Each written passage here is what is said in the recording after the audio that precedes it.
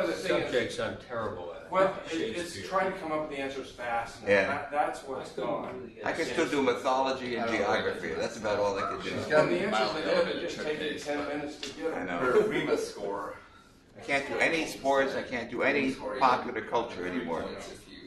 We're on the air. 3 points if you have hypotension, but she doesn't have that documented. If she goes to the ER for these things, you think they document hypotension if she truly had it. Then she gets urticaria and angioedema, which actually minus a point. And she's female, so she doesn't deserve a biopsy at this point. And her tryptase levels float anywhere from 12 to 14 to be mast cell activation. You have to be 1.2 times 12 plus 2, which is 16. So she hasn't met that even during these episodes.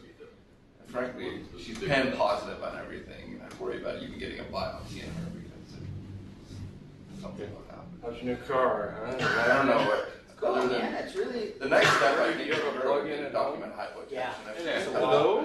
Is that right? You don't have to get a fancy high. Well, if you want a fast charge, Or we have you a need tryptase greater than 16.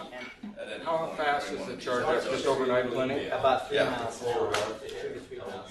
So it's Yeah. What's your range? It's hard to say because it's a pan Do positive. you have a backup battery if you run out of it? didn't find You just gotta make sure you plug it. So I would say two things. If you document a tryptase greater than 16 in one of these events, I've heard that. Yeah. or if she had hypotension documented, I'm she's thinking of trying to take her to hypertensive. Yakima. I've got a So Yakima. without those, I wouldn't want to In a couple test. weeks. And she's on They've got some charging Benadryl, stations 100 along the milligrams every highways. 4 hours. I don't know if that's doing her. How about when you're at Nordstrom, they have chargers Bring there, her those on 40 amp ones? Those are, There's a 40 amp charge up at Walgreens. In fact, all the Walgreens have them. You want to Sorry? now. Yeah, and the City Hall. Yeah, and I'll the- summarize that. So they're. Let me charging look up you again the credit Remus card scoring, on and it. I'll do her scoring. No, I think But they're I know starting to enough get them. You know, I'm not so anxious about charging anymore. Has anybody figured out how much you would pay for electricity and equivalent value? 99 miles per gallon. Okay, That's the that's equivalent. very good. Okay, that is good. I feel really good about not polluting the I air. always go back to this with You find more charging And so stations? it always comes up as this You know, there are small. two apps. Remember how to switch it. What'd you find? There's 2 apps if you want to find the charging station. It's really smaller, and I don't know. You have to scroll down. And the price of Tesla stock went up like 10 points yesterday for some reason. You got stock up? Some news Yeah. announcement to justify that? Well, I guess they made profit margin, whatever, but That's full screen. they had a huge day yesterday. So you have to watch it right here. I don't know why they make that so Yeah, hard. we bought Yes, fair I shares. was watching Back it. when Ryan first got the job there. You probably know what the Down to see How do you explain So evil in the world when you have it all? on the bottom, it's not Oh, good God. That's Yeah. I struggled with that for 63 years and then I gave it up. Yeah, I'm Just just your going age. Just I just You just go to church to sing? And then, well, I was saying camera. I make sure I don't know I anyway. go to church. the layouts. I make sure the self view is off. It kind of looks like the self view, but that's his picture. If you push self view, see that? He's a good guy. So that's what we're doing. Focus started off. Then do both is good. I was telling Gary that I sent him quite regards from I told him I I always do that, and then when I walk around, Buddy Gary's people have emailed a lot saying they like to see people walk, seeing who's talking. So, and that reminds me, I come up and I always do the shades and then send content. He's a good guy. Is Is this you, Gary, when you were younger? Yeah, change shape for sure. Yeah, they will actually they'll see full screen. Yeah, it is. Full screen. Sitting on the Hawaiian big shoot. Have you ever heard If that? you would ever want to see what they're looking There's at. this mountain on the hillside that you look down, but I don't think you can climb up right now. And what that is, that's the whole There it idea, is. which is huge. How much of a climb is Well, I it? just But it's very steep. when I come up here, I turn on self view, send content, and then go to lights. I remember the name. He was there calling. Was it in baseball? Oh, it's like, okay. That's where I am. Bragging about That's all. A lot of it in lunch was still, but sometimes you have to pass use of it. Fairly straightforward. That's what Okay, I didn't know. All of these are charging. Yeah. That too, Yeah. as a starting now. Yeah. Some of them are just like, some are just on the phone, they'll say, As far as yeah, it was difficult. Non-revisiting travel. You don't have a bachelor's in medicine. no, My problem is I didn't make it. gotta just plan ahead. Right, yeah. And there's no. Blew up my L45 disc. And I started getting rid of the facet joints off my spine at the same level. So I just got a great 60th birthday because I'm freaking gripping. So Has I've been in physical therapy for a couple weeks trying to avoid anybody with a scalpel injury. We'll see if that works. What's funny is the only thing that doesn't hurt is because my boots put the inflection I get into trouble as soon as I get into extension. So when I walk, I'm okay walking, standing. If it's not, Usually they'll send it to me early. And I can even send it on. I go, well, I may not be able to because I'll be out Monday. But it should be on the memory drive. Forward lean in the boots, although rigid you thing. go back Doesn't hurt. Limits the flex, I can see. Yeah, right. So I think your wife and my wife need to talk. Say, hey, When I feel better, I should this is it. If not, then Flash drive. it should be on the flash drive. This is rare. My dad just sent me the talk and I put it on the computer last night. cars too. It's going to be such a big file. They don't just drive to try to require so much. I could give up on it. So my physiatrist says, I'm used to either my kids or my friends. Does your wife ski? But that's I usually just put it in, drag the talk. Always not good to have it on your desktop. Look around is It's kind of been nice to use this text to a lot of that between little things, but overall it's pretty well. That's really tenderly. How are you? Away. Religion 101 for the Allergist. Let's see if I can get any of the quiz pieces. You will at the end. At the end, I will say that most of these I didn't know. oh, Fatima's in here. Oh. Actually, after you read all this, you probably should know something about it. It'd be interesting to see how many different This one. Yeah, we would be very different than the general population. We'll see. Even I wasn't going to Yeah, better go the weekend. Upright. Ah, too bad for you. I've been up there day by day basis. Everybody played a shot. first Call of Duty, right? Yeah. There's a lot of Changed a lot stuff. since the Olympics ever. Getting up there is what's changed the most. The road is really nice going over there. How are you? Where are you staying? I don't know, my wife's friend is turning 30, so we're going up first, and then they made all the arrangements. So it's a timeshare type thing. Oh, that's even better. Yeah, pretty nice. Yeah, We up there this weekend, right? probably. Right? Yeah, I had to get your number. I know we should ski together. I should give you my number in my condo. They sent it to me. My parents. I don't think you have that. What's do I throw? You wouldn't have given me. David Hagan, yeah, David. What's his Providence Regional Medical Center, Everett? He doesn't care about that. So What's your number? Maybe Easter. 604-962-2266. It's a 604. It's a Whistler. I got it. 962. 962 604 962 2266. Now I'm going to tell you that. Yeah, I'll say that. Now I go. That would be not very good. Community, bunch of friends, you know. I should ring her mother. She full on response. You know, the last, at least one office she got kicked out of. Kevin for the Allergist. What's that? Okay, Calvin. Explained to me that I was in diapers when a prior doctor, he graduated from Harvard, has a PhD. Kevin, Gary is relying upon you to bring the direct word from Francis. From whom? From Francis. Oh, Francis. I told him that you had a special in with him. 604-962. That's the right number. That's right. 604-962-2266. Yeah, that's the right number. Calling it right I'm now. joining the 21st century. Well, Getting a that's- new phone. You call me here. My brother just got one this week too. They were going on Friday night. Oh, this You found me. You're famous. You're on Gary's sheet. I saw that. Right after, between energy and spot. They all apply to me. Although, I don't think we get credit of this. I don't know if we have it. How are you?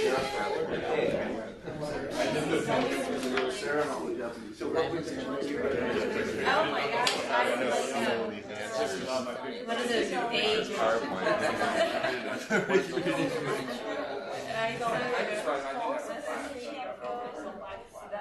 You just told me you don't take meds. No, but I mean, it's better that way, that's what I tell my kids. And you know, new generation is so awesome. They like celebrate everybody. Based on what you're trying to do. I don't see Presbyterian. They understand Passover, they understand Easter, they understand Kwanzaa, Diwali, and like they're just, you know, like different topics. Just said something very good. They vote on everything instead of tell you stuff. You know what? I was it X-rated? Was it X-rated? No, it wasn't. No, it was American development. You see the one with the orangutan? Any good trust?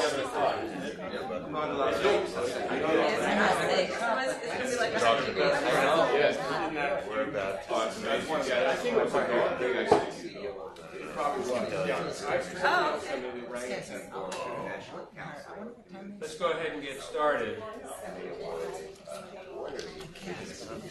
I don't have too many announcements. If anybody was wondering where I was for the last 2 weeks, I was in Cuba.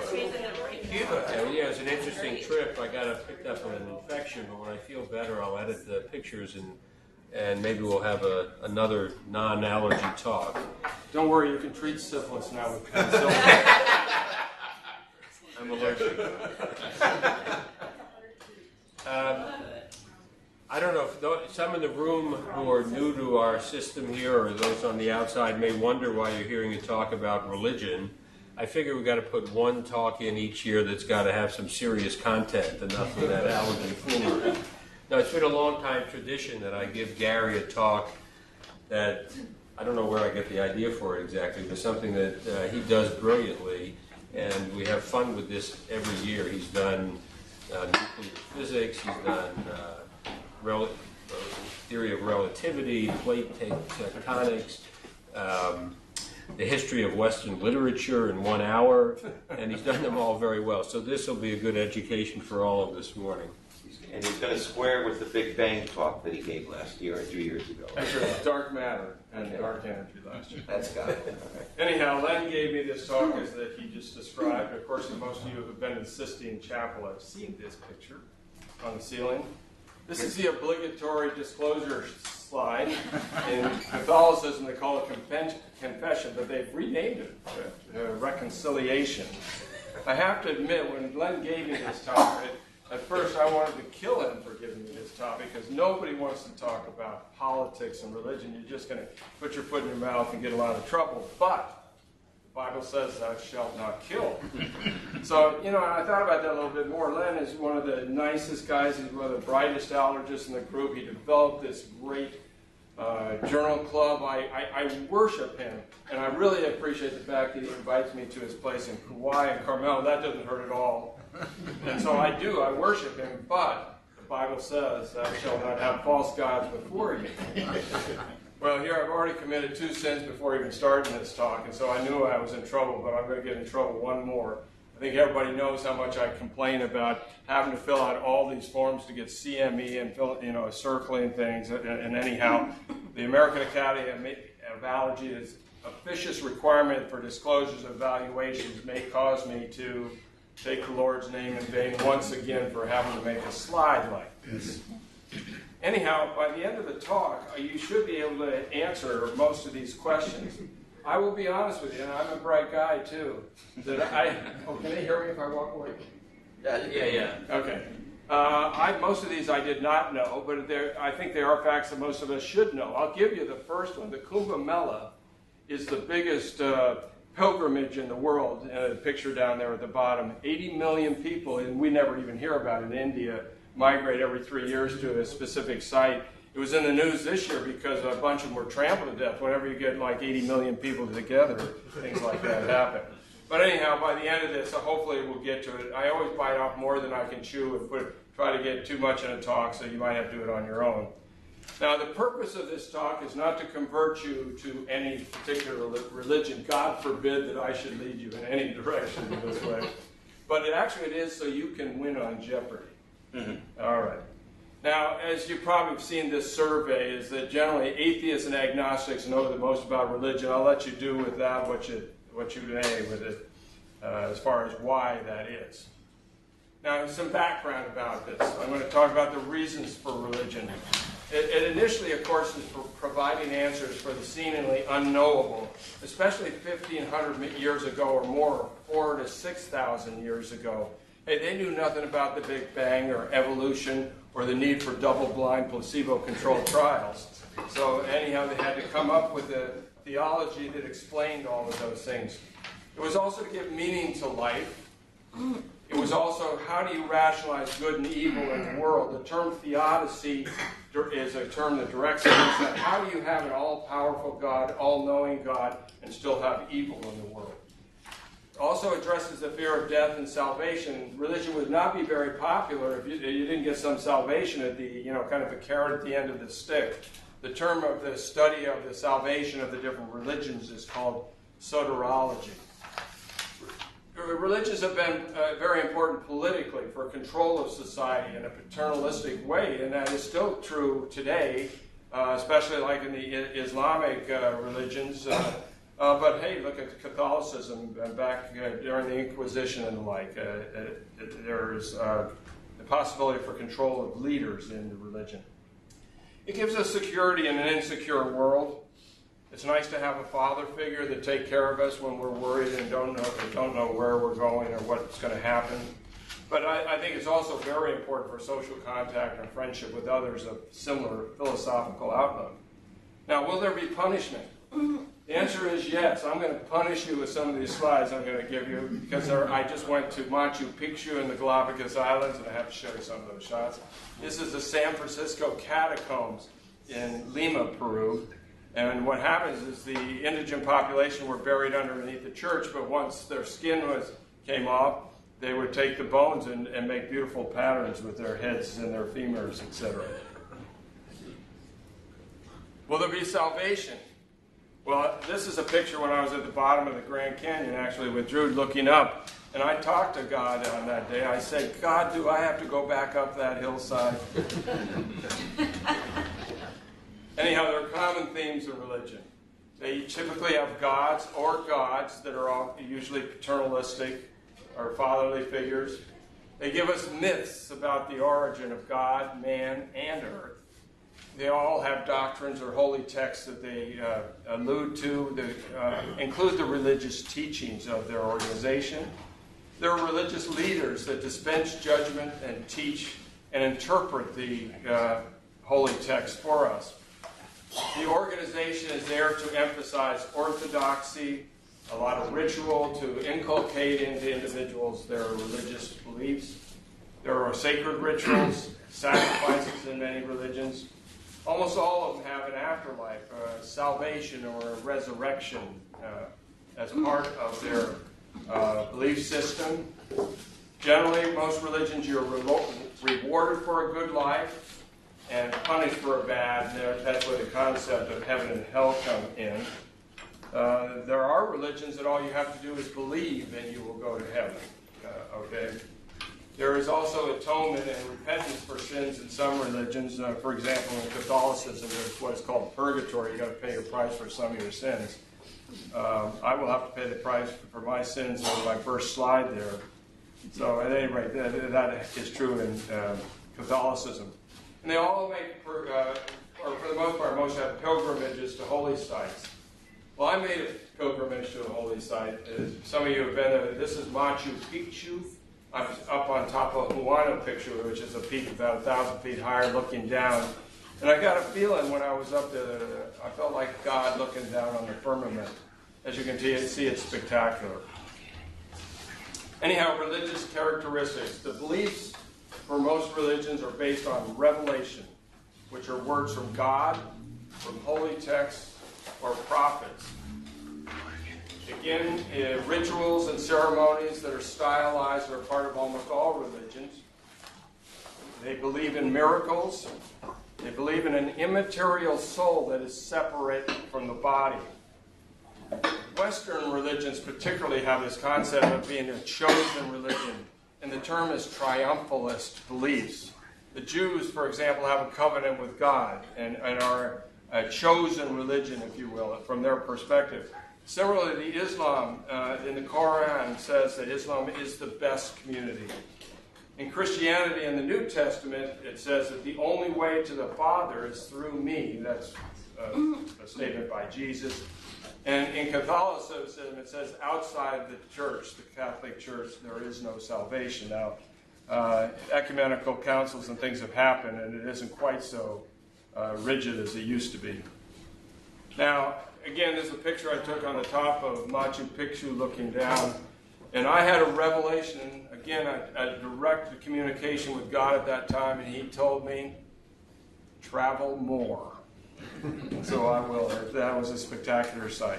What time of day? The lighting is unbelievable. That is in the morning. Yeah, it's fun to get up there for the sunrise. Anyhow, I had never thought about this concept of belief-oriented versus tribal religions. The belief-oriented religions are the ones like Christianity, Islam, and Buddhism, where you have to have the same beliefs as the other members, but anyone can join. So they, as part of their mission, is to convert others to their beliefs. The flip side is the tribal religion, and Judaism is one. Hinduism is as well, and most of the Native American religions are, and other Native religions in other countries, that you are born into the religion. For example, you are Jewish by birth. You don't have a choice. You don't really have to believe, and traditionally, the mother needs to be Jewish to be a Jew. So, sorry, Matt. Anyhow, Hindus are born into a caste. You don't say, oh, I want to be an untouchable. I want to be an untouchable. That's not the way it is. They don't recruit you. You were born into it. And so they generally don't try to convert. All of you are familiar with the rituals of worship, the biggest ones being prayer and meditation, both individually and communally, like in a church or a synagogue. Sacrifices have always been a part of religion, maybe more so in the past than now, when it used to be living creatures, including humans in the old days. But it is still active. In Islamic religion, sacrifice of animals is still done. Also, the sacrifice may include fasting, abstinence, and more so in Eastern religion, asceticism. Singing and chanting is part of the rituals. And then there are the sacraments, rites of passage, such as baptism, repetition of the Last Supper and masses. Wedding ceremonies have religious significance, and of course last rites when you die. Now, just a little background on religion statistics. There are estimated to be 4,200 different religions. 55% are monotheistics. I'm including the Christians that believe in a trinity of gods in the monotheistic religion. They're estimated, just in Christian religion, there are 34,000 denominations. And for the rest of that talk, I'll be covering those 34,000 denominations. Anyhow, the numbers and percentages. The Christians are the leaders. They got 2.1 billion, or 33%. You got followed by Islam, atheists, and secular, Hindu, etc. And not that the Christians should be too smug, and although they represent a third of the world, that means 2/3 don't believe the same as they do. By the way, Judaism only has 15 million, 0.2%, but it obviously has had a profound effect for being such a small religion in world events. Anyhow, the basic outline for the rest of my talk is this. I'm going to compare the Abrahamic religions, those are Christianity, Judaism, and Islam. I'm going to do a brief overview of some of the rituals of Abrahamic religions.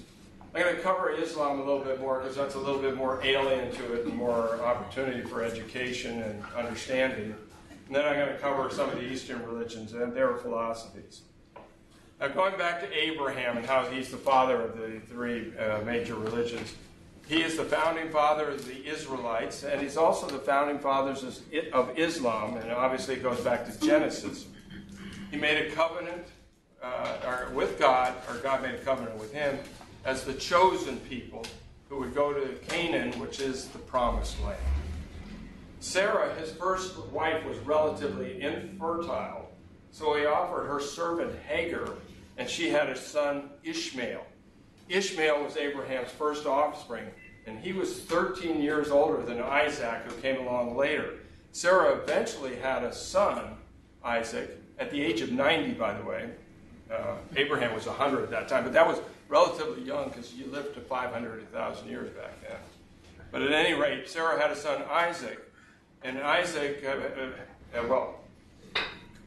God made a covenant with Abraham at the time that he instructed Abraham to kill his son, Isaac. Back in those days, it was okay to kill your son. Now, raising Drew, there were many times that I thought about killing him when he was teasing his sister, but maybe that'll give me a little credit in heaven because it's not a bad thing altogether. But at any rate, Abraham was ordered by God to kill Isaac, as I said. But the Islamic religion believed it should have been Ishmael, the son of Hagar, who was the one that was chosen to be killed. Anyhow, as you know, God saved him. Here's a picture of Rembrandt's famous picture with the angel coming down to save Isaac. Therefore, the descendants of Isaac are the Jews and the Christians. The descendants of Ishmael is Islam. Now, Ishmael is a famous name in American literature. Anybody know? The book has said, "Call me Ishmael." Moby Dick. Okay. First sentence of Moby Dick. This is a tough slide, but it kind of gives a background on the Abrahamic faith. You got Adam and Eve going down through Noah, and you have Abraham and his brother Lot. Anyhow, Abraham, of course, had Ishmael going way over to the left on the screen there. And if you go down there, Muhammad is a descendant of Ishmael. Now, if you go down through Isaac, Jacob had the 12 sons that became the 12 tribes of Israel. And if you follow down through the Judah side of the family, and go over to Phares, and down below, Mary was a descendant there. So both Christianity, or all Christianity, Judaism, and Islam are derived from Abraham, and therefore are called Abrahamic faiths. Now I'm going to talk about the similarities of the Abrahamic faiths, again, of Judaism, Christianity, and Islam. They're monotheistic. I think the Islamic people would think that the Christians believe in three gods, but all-powerful, all-knowing God created the world out of nothing. That man was created in his image, and that man has free will, and that he was given a moral code to live by God, but that God continues to affect world events at this time, and hence we pray to him for guidance. God will redeem the world, and there will be a day of judgment. They also believe in angels and in the devil, or Satan. Again, a picture from the Sistine Chapel of the Last Judgment. Actually, Drew pointed out, this is not my picture, although I did try to take pictures in there. You get chewed out if you try to take pictures. Now, what are the differences? Well, the Christians believe in a trinity of gods, while Jews and Muslims don't. Christians believe that Jesus is the Messiah, while Jews and Muslims don't. Christians believe Jesus is the Son of God, while Jews and Muslims don't believe God would become human. Also, their sacred texts are different. The Hebrew Bible, which the Christian would call basically the Old Testament, because it's mostly the same stories. The Christians have their New Testament, and Islam, of course, has the Quran. Now, I was talking with Nick, and I was just talking today, and a few weeks ago, he says there isn't much difference between these religions. There's a lot to be said about that. But on the other hand, they've been at each other's throats, killing each other for the last 1,500 to 2,000 years. By the way, this is a picture of two land iguanas on Galapagos Islands. They are modern-day dragons. They're spectacular creatures. Now, the Jewish sacred text, the Tanakh, and I highlighted the uppercase letters T and K because it's basically an acronym. Again, the Hebrew Bible is basically the equivalent of the Old Testament. They don't call it the Old Testament because they don't believe in the New Testament. It is comprised of three major sections: the Pentateuch, or the 5 books of Moses, also called the Torah. This includes Genesis, Exodus, Leviticus, Numbers, and Deuteronomy. Then the second section on the prophets, and in Hebrew it's Nevi'im, and that's where the N comes in for the Tanakh. And their writings are Ketuvim. I'm probably just saying these terribly wrong, which includes the Psalms and the Proverbs. That's okay. Another sacred text is the Talmud, and it's 6,200 pages of opinions of rabbis regarding rabbinical law. And it includes 613 commandments to follow, called mitzvah. Now, Lem will list off the 613. About 2/3 tell you what not to do, but 1/3 tell you what is right. And then the term midrash, I hadn't heard this term, are rabbinic homilies used as exegesis, ways to explain what's going on in the stories of the Bible, or of the Jewish Bible. Now, the Christian sacred text is basically the New Testament and 4 Gospels. This slide is to answer questions on Jeopardy. They had 4 evangelists, and they're all symbolized by animals or, creatures with wings. Matthew is an angel. If you go down to the picture on the right of this door, you can see Matthew with the angel's wings. Mark is a winged lion. When you go to Italy and go to Venice, where there's St. Mark's Cathedral, you see the winged lion everywhere. Luke is a winged ox down in the left corner, and John, of course, has wings because he's an eagle. It also includes, in addition to 4 Gospels, the Acts of the Apostles, which is the early history of the church. The epistles, which means letters, which are instructions for living according to Christ. And then Revelations, how God has intervened in history, and it also addresses the apocalyptic events of the end of the world, symbolically. Now, the Islam sacred text is, of course, the Quran. It was transcribed by Muhammad. It includes 114 different chapters, or they call them surahs, that outline the moral and religious duties of those people involved in Islam. It is considered the perfect transcription of the infallible word of God in Arabic. Muhammad is the final prophet. There are not to be any more. And Islam is traced back, as I mentioned, to Hagar, they say second wife of Abraham. In Christian religion, they call her a concubine, and again, Ishmael, her son. There's also, again, what is called the Hadith, which is a book on Muhammad's life, has a lot of his sayings that are not in the Quran that is very important to the Muslims. Do you know when these texts were written, the New Testament and the Quran? The Quran is in is in the 600s or into the 700s. Okay. The Old Testament is written by 5 different groups. They hypothesize. Some of it has to do with the style of writing and how they refer to God. And they have like letters for them. Like J is the the group that call Jesus or God Yahweh. And that was probably the first section. And that 4 different.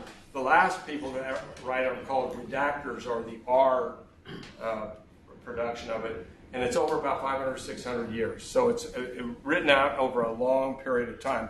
Obviously, fundamentalists believe that it was all written by God, and they think it was all written at one time.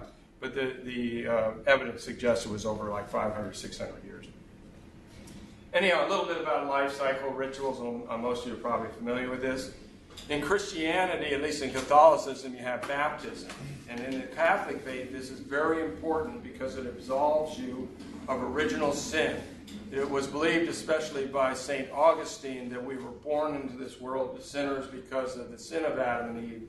And baptism is an ablution to get rid of that.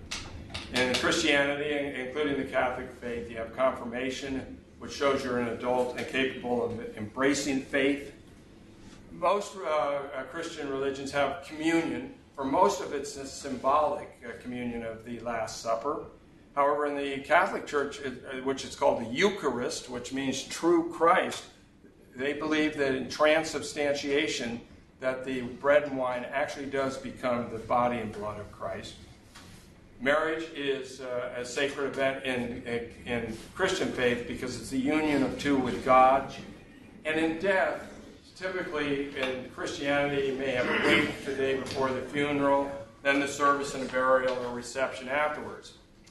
In the Jewish religion, there isn't baptism, but what is important is circumcision 8 days after they're born. It was 8 days after Isaac was born that he was circumcised.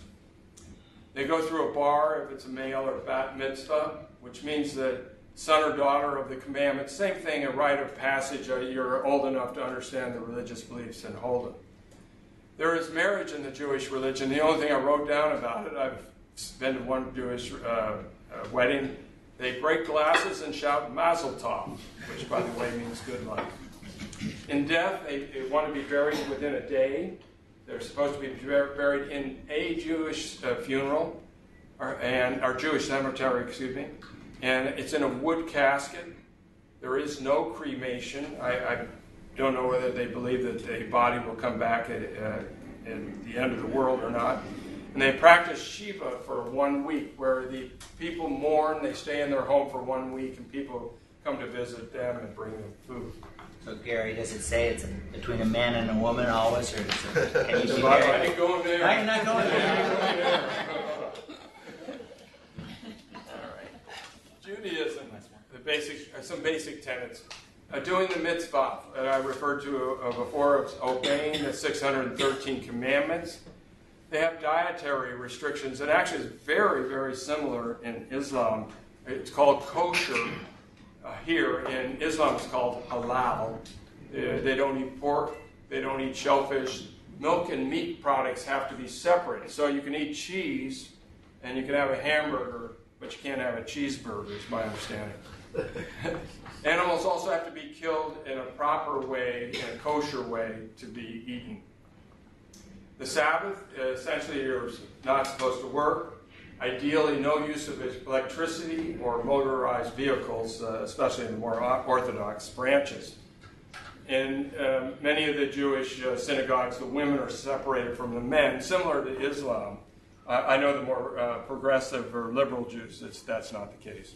Gary, when it came to kosher, how did that evolve? What was the purpose of not eating shellfish?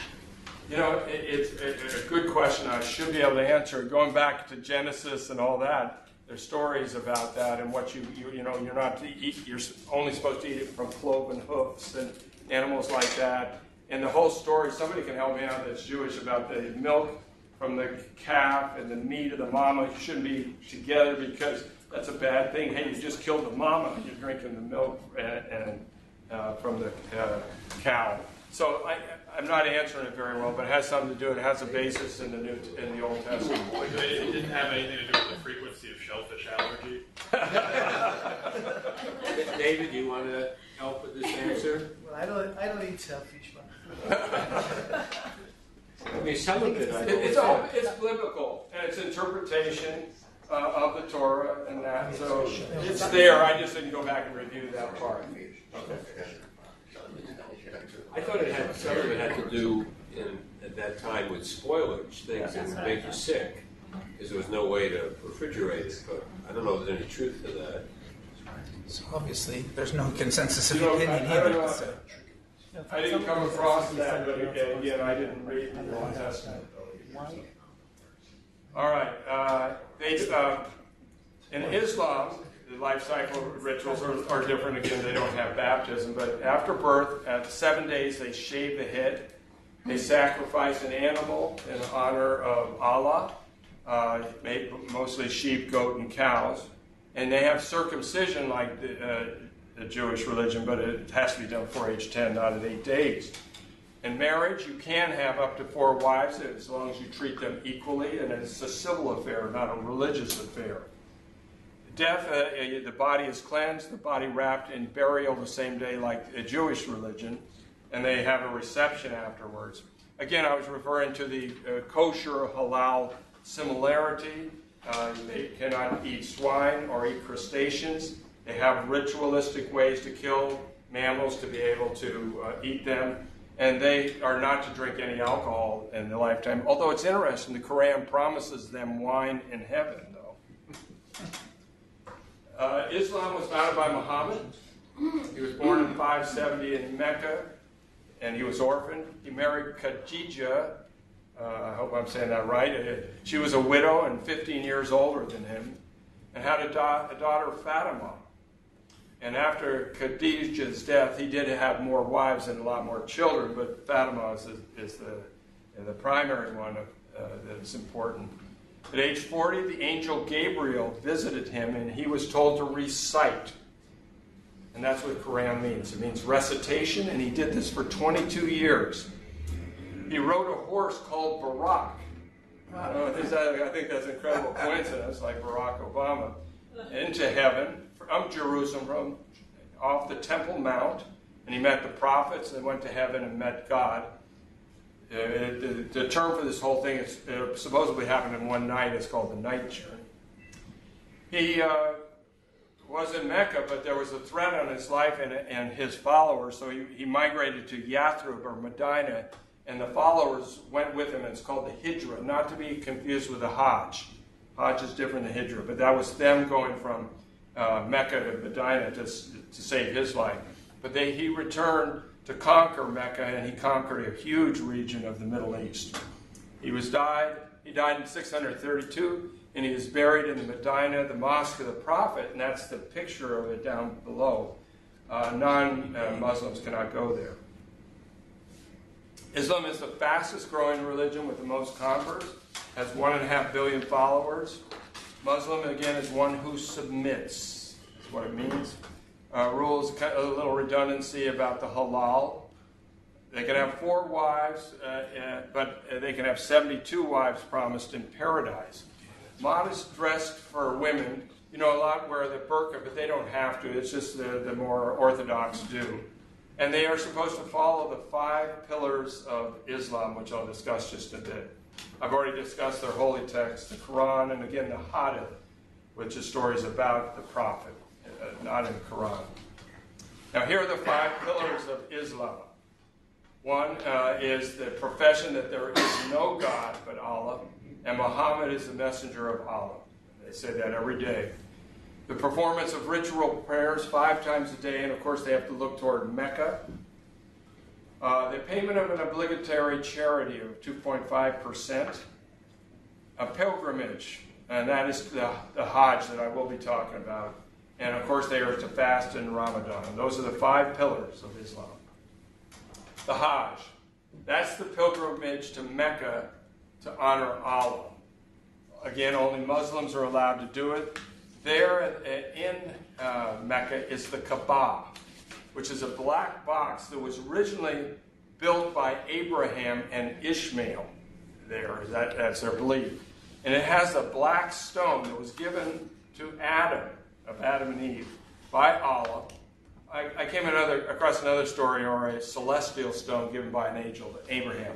But anyhow, they took that rock to the site where they built the original black box or Kaaba.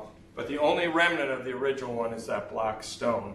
And it is the focal center of worship of Allah. In the ceremony, they walk around the Kaaba in white clothing to reflect purity in mass 7 times. And this is just a picture of the black box and the people marching around in the white clothing.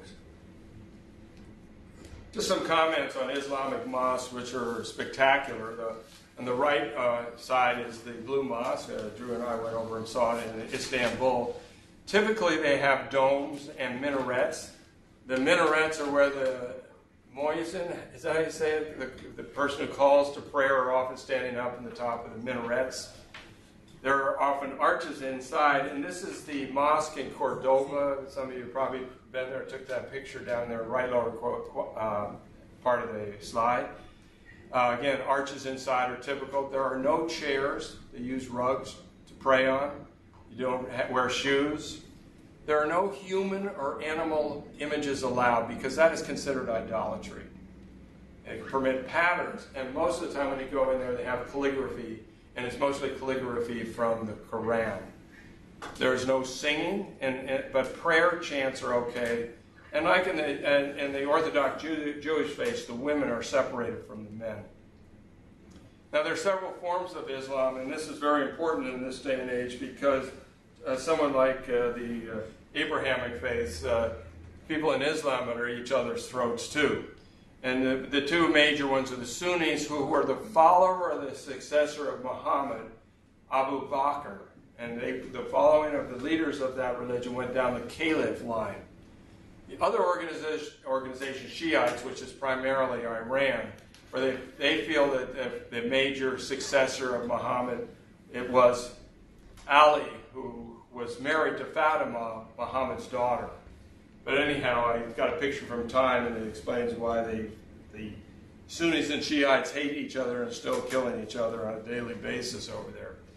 You may hear the term Sufism, and that is a mystical branch, kind of like the Kabbalah, I think, in Jewish faith, where they often practice asceticism. Now moving on to the Eastern religions, Hinduism. This is the main religious tradition of India. They believe in Brahman, an eternal principle and the source of all existence. They have many gods, but they have three major gods to remember. Brahman, the one I just alluded to, Vishnu, and Shiva. They believe in transmigration, or the passage of a soul into another. They also believe in reincarnation, the cycle of death and rebirth, and the term that they use for that is samsara. They believe in karma, which that the actions in one life affect the next life, because of course they believe in reincarnation, and if you're good in one life cycle, you may be able to improve your lot in the caste system in the next one if you act well and get good karma. Salvation comes eventually from the release of the cycle of death and rebirth. It's called moksha originally, but this is the same thing as nirvana. They believe in avatars, which are deities coming to earth in different forms, usually human form. And you could argue that Jesus is an avatar. And obviously Avatar, the movie, has brought this to light. Hinduism comes from two major traditions. The first one, 4,500 years ago, and is the oldest known existing religion. There's a picture of their sacred cows. They honor the cows because they're bovine and gentle, kind spirits, and that's what they want to emulate. They do not generally kill their cows. There is a Vedic tradition, which started about 500 years later, and it was more related to the Aryans who came in and took over the area. They had a Sanskrit language. They brought many of their gods to bear and merged it with the other Hindu beliefs and created a cosmic order, somewhat probably self-serving because they were the rulers. They put themselves in the upper classes and they put the people that they dominated in the lower classes. The four Varnas are Brahmins, which are priests. Again, I'm going to rip these pronunciation. Kshatriyas, who are the warriors or rulers. The Vaishyas, the merchants, traders, and farmers. And the Shudras, are servants. But you could be even worse than that. That doesn't include the ultimate outcasts. That's where I assume the term came from. The untouchables that did just the most menial things and had to beg. This was established, but it wasn't outlawed until 1949 when they became their own country. Hinduism has that Vedic tradition. Veda means knowledge, and they had their so-called knowledge texts. Two of the major early ones are the Rig Veda, which are just hymn rituals to gods, and the Upanishads, which address the theme of that attachment to the world brings suffering. That rebirth is bad, and you want the soul or your Atman to attain nirvana or moksha. There are three major gods: Brahma, the creator; Vishnu, the protector; and destroyer god, Vishnu. Brahma, the creator god, is the ancestor of all the gods, and you'd think he would be the most popular, but he's not. You see pictures of him there, and he has 4 faces, 4 arms, and sits on a lotus flower. Vishnu, again, is the protector of the universe, and he is the most popular god and the most worshipped. He is the lawgiver. Dharma is the term for lawgiver, which means living a good life, basically. He comes down in manifestations, or really avatars of Krishna, who will play an important role in the Bhagavad Gita, and Rama, another Avatar who is important, the Ramayana. There are pictures of them. I look at these pictures, and these are men. The pictures they make them look very feminine, however. They're also blue. Most of their gods are blue. I don't know why. Shiva's the destroyer. And you can recognize Shiva God because it has a crescent moon on his head, and a trident in his hands. His consort is Kali, which interestingly is often pictured standing on him. You can see her foot on top of Shiva's chest. She always has skulls around her neck and has 8 arms and a tongue that sticks out with blue, intense eyes. Now, how do they worship these 3 gods and all their other gods? There are major ways they do it. Mantras, which are words and sounds that are capable of spiritual transformation. They do perform pujas, which are rituals both in the homes and the temples where they offer something to their deity. Here is the, they have massive pilgrimages. The Kumbh Mela I referred to before on the Ganges River, where they go and cleanse themselves in the river. It's the largest in the world. It's every 3 years. This year they had 80 million people, and again, 41 were trampled to death, just with that many people in one place. They also worship the gods by performing yoga, basically a discipline of the mind and body, and this was absorbed by most of the other Eastern religions as well.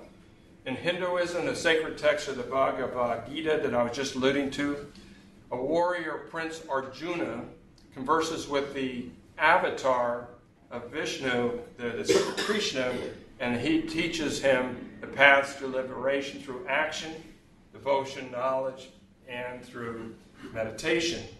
The Upanishads I alluded to before is the philosophy of nirvana and trying to get your soul or Atman to get out of the cycle of reincarnation. The Rig Veda again, are hymns, and it has detail on the caste system and why it should be maintained. And lastly, there are most famous, or other famous text is the Ramayana. It's a poem about Prince Rama, again an avatar of Vishnu, defeating the king Ravana, and that's a picture of the king Ravana on the right, because Rama saved his wife Sita, who was captured by King Ravana. You can see that Ravana has 10 heads. Now, concepts in Hinduism, the karma. What goes around comes around. In other words, you need to be good in this life so you can move up the stairway toward moksha. There are four goals of humanity. One is Dharma, is to lead a good life, following the laws, and staying in your caste system for the most part, but being good enough that maybe you could move up. Artha is material gain. It is acceptable. They aren't against material gain. You should be successful. Kama is pleasure, and you've heard of the Kama Sutra, which has sexually explicit pictures, and probably most guys in here have looked at it. And then moksha, liberation from rebirth or nirvana. And these pictures on the right kind of give an outline of that, and how eventually you go through the cycle of life of dharma, karma, and artha, or kama and artha, and then eventually reaching moksha. Now, this is my idea of Kama Sutra. I thought I'd show a pair of nice boobies. These are the blue-footed variety. These are the blue-footed variety from the Galapagos, and they're spectacular birds. The other thing about the Galapagos, the animals aren't afraid of you. You can walk right up to them, and you can walk right up and take pictures of these birds like this. They haven't been instilled or evolved to be afraid of humans yet. Anyhow, more concepts in Hinduism. One is this whole concept of leading the correct life. First, you're a student. This is kind of like the Ages of Man in Shakespeare. Then you're a householder. You get arranged marriage and you raise children and you're responsible and take care of them. But then they say you should become a hermit or retiree. They start like at 45, where you start divulging yourself of all your materialistic properties. And then you reach the stage of a renunciate, where you become a celibate and a beggar. You give up your family and all your possessions. They call these people sannyasin. Here are some pictures. Of course, Mahatma Gandhi was probably the most famous.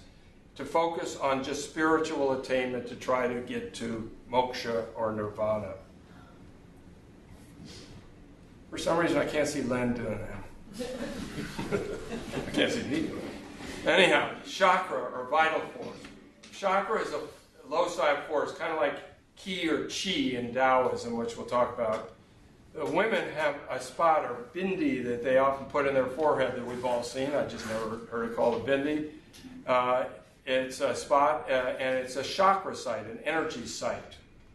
There are also other lines you see on the foreheads, including the men, which are often stripes or other shapes that connote what deities that they worship.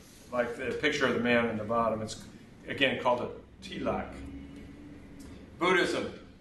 One could argue that it's not really a religion or more of a philosophy, but people have come to worship Buddha. It's the primary religion of Central and Eastern Asia. There are 4 basic noble truths to it: that the world is a prison of suffering, that suffering becomes attached, from being attached to this material life, that freedom comes from giving up desire and a sense of self, and nirvana in the state. Actually, it sounds in a lot of ways like Hinduism. And that there is an 8-fold path to attain this state of nirvana. There are bodhisattvas, and I'm probably pronouncing it wrong, or lamas, who are enlightened souls who have actually made that journey to nirvana, but they come back to teach humanity. By the way, this is a picture from Angkor Wat of Bodhisattva. Anyhow, this is the Eightfold Path, and the bottom line is just living a good life. Buddhism was founded by Siddhartha Gautama in the 6th or 5th century BC. He was born in Lumbini in Nepal and died at age 81 at Kushinagar in India. Those are sites that are visited by followers of his.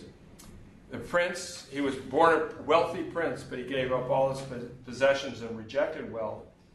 He made the philosophy that to get out of the samsara, the cycle of reincarnation, that you need to meditate and practice an aesthetic life. And that the enlightened eventually achieved nirvana like Kurt Cobain. There are 3 doctrinal schools, and I really don't know the differences between them that much, but you will read about them, like the Theravada school. And it's the doctrine of elders, and this is mostly in Sri Lanka and Southeast Asia. Their sacred text is the Tripitaka, and it includes Dharma, or the laws, how to live life, and the teaching of Buddha. The Mahayana sect is the biggest one of the Buddhist school. 56% of individuals are in this class or of the religion. Much of China, including Zen Buddhism, includes this. And I made a mistake here. Their book, sacred book is not the Tibetan Book of the Dead. That's the next group, the Vajrayana. And again, the Dalai Lama, who is so famous, is in this group, and he is the embodiment of the Bodhisattva, person who's come back, who has achieved nirvana, that's come back to help the rest of us achieve it.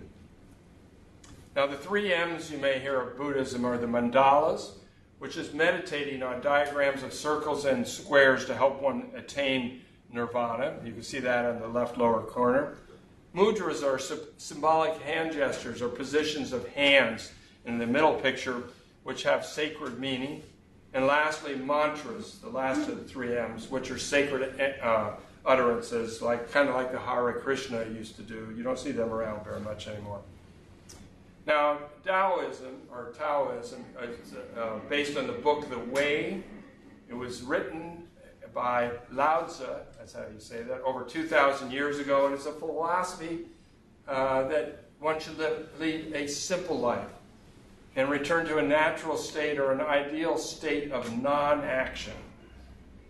You just accept what you were given in the universe. These same precepts were absorbed by most of the other Eastern religions and philosophies and incorporated into their religion. And it is the basis of Chinese folk religions. And I'm going to talk about that kind of melding the Chinese folk with the Taoism. This is where the concept of yin and yang come from. Of course, the yin is the male and yang the female, and there's a balance in life between the two. And you need to find that balance because imbalance causes problems in life. You have qi or qi, which is the vital force I alluded to before. It flows through the body in meridians. And acupuncture supposedly opens these meridians, letting the vital force permeate the body. Other Chinese folk religion and Taoism practices like Tai Chi, slow, rhythmic exercises to promote qi. Also Feng Shui, which means wind and water, and this symbolizes the flow of qi that should be unimpeded in an environment, adding to the aesthetics of the environment. They have a lot of supernatural gods, ghosts, and ancestors. Most of the ghosts are their ancestors, and you don't want to offend them. They have kitchen gods. They have a Tuti Gong, an earth god that protects their villages. They have Taoist gods too, and the only reason I would remember one, if you've been to Beijing and gone to the Chinese opera there, most of the time the opera is about the Jade Emperor, and that's the picture of the guy with the beard on the right. And he is the Taoist ruler of heaven, and he is always a frequent character in Chinese stylized opera.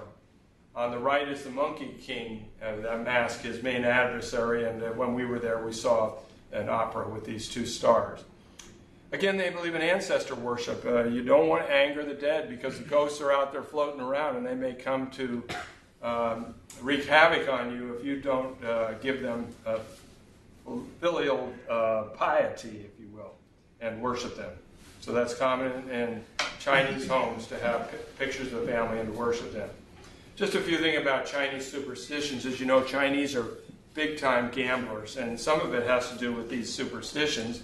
Again, I told you they believe in ghosts, which are the spirits of their ancestors. They also believe in divination and fortune-telling, and they have oracle bones, which are usually like the plastron of a turtle, like there on the right, and they read things into it that will predict their future. There's what is called the I Ching test, which has a whole bunch of hexagrams, which people can interpret and tell you whether you're going to have a good or a bad life. And they believe in lucky numbers. Number 8 is very lucky. You do not want to have the number 4. It's bad luck. Confucius was born in 551 BCE and was named Kong. His name was Kong, but because he was a master, they called him Kong Fuzi. And it got bastardized into Confucius over the years. He wrote the Analects, which is an expression of his philosophy, which still has a strong influence in Asian countries. It basically looks as the secular is sacred, and he emphasizes this in learning, in self-cultivation of the individual, on behaving properly and accepting one's state in society, being moral, and again, as I alluded to, maintaining allegiance to the rulers and getting involved in rituals. Some of the virtues are Di, which is the power to influence, Zhao, which is filial piety, Ren, which is benevolence, loyalty, all good things. Reciprocity, or the golden rule. By the way, every religion has a golden rule. And then keep maintaining social hierarchy. Now, just to finish up here, getting at the end, some of the life cycle rituals of these different religions. In Hinduism, you are born into a caste. You stay indoors until the 4th month when you are taken outside to see the sun for the first time. By the 5th month, they shave their. By the 5th month, their ears are pierced. And that's both boys and girls. And the boys' heads are shaved. Kind of like confirmation, the concept of apanayana, and I see this in some of my patients that are from India. They receive instruction by a guru, and to commemorate their reaching a maturity in their religious beliefs, they have a sacred shoulders thread that goes over their left shoulder in the males. Now, in marriage, the bride may receive this thread as well, and so you may see patients with this over their shoulder. She is anointed with oil, her hair is parted, and they light a fire in the heart. In death, they either cremate or bury. The mourners take a ritual bath. They give a cow as an offering. They don't kill it, but they give it to the family. They put the remains of the deceased in the Ganges River, and the widow wears a white sari. In Confucianism, Taoism, and Shintoism, kind of lumping them together. In China, they celebrate their birthdays starting at age 60. So you don't have to remember birthdays for a long time. And all of their birthdays are celebrated on New Year's Day. In Japan, they keep the umbilical cord. In China, marriage is often made by matchmakers, but that's true of a lot of these religions. In Japan, the women, as you can see in the upper photo, wear white kimonos and share sake at the wedding.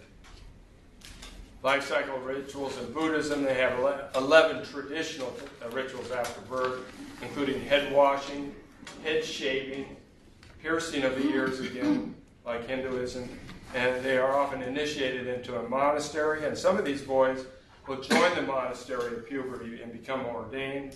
They get their head shaved, they wear robes, and they get begging bowls. At death, death is not really death for them, they're recycling. They do pray for them. Now, Shintoism is a Japanese religion and founded in the 7th century based on some sacred text. Shinto means the way of the kami, or the god or the spirit. They worship nature, pantheists. They worship kamis at shrines, and the most famous is a picture here to the right of the Ice Grand Shrine.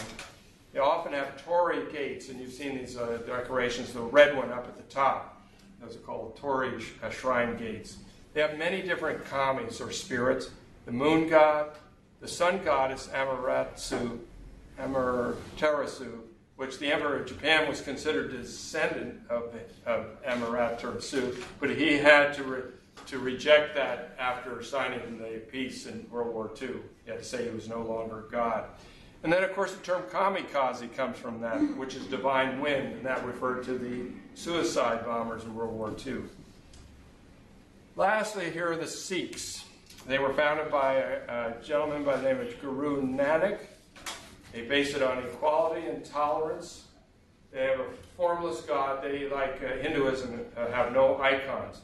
The holiest site in their religion, it's in India, it's called the Golden Temple, and there's a picture of it behind the practitioner there. They do have a sacred text, just like all the other religions do. It's called the Adi Granth. They have the so-called 5 Ks, and I don't know where the K came from, but the 5 things are they have uncut hair that they hide under a turban. They have a wooden comb that they often leave in their hair, a circular bracelet, underwear or shorts, a little bit like Mormons, and a small ceremonial blade. They're often confused with Islam, which is very different. And you know, they had the shootings of a bunch of Sikhs in, Minnesota or something like that, because they thought they were Islamic. They have 25 million followers. Now, actually, I didn't do too bad on time. I was thinking I would probably be going too slow. This is a Galapagos tortoise that I took a picture of. And lastly, the quiz. I guess we have enough time. Maybe you guys can help me out on it. Now, what is the Kumbh Mela? Hindu pilgrimage. What is a bindi? I have it as spot. Bodhisattva. The example is Dalai Lama.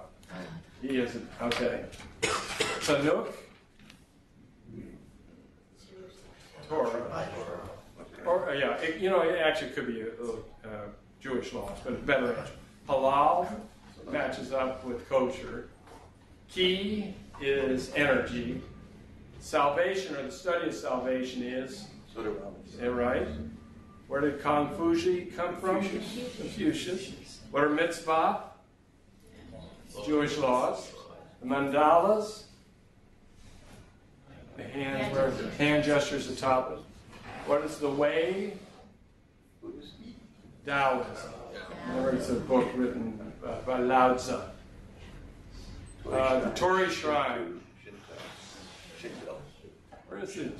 It's one down. Oh, Shintoism, yes, right. Golden Temple. Right. Shiites, what's the best name on the right? Descendant of the Oh, Ali, Fatima. Fatima, yes. Should know it. I can't find it though. And Avatar is Krishna. Remember, it came down in the form of God. So, anyhow, that's the talk. You should be able to answer more questions on Jeopardy now, if nothing else. So,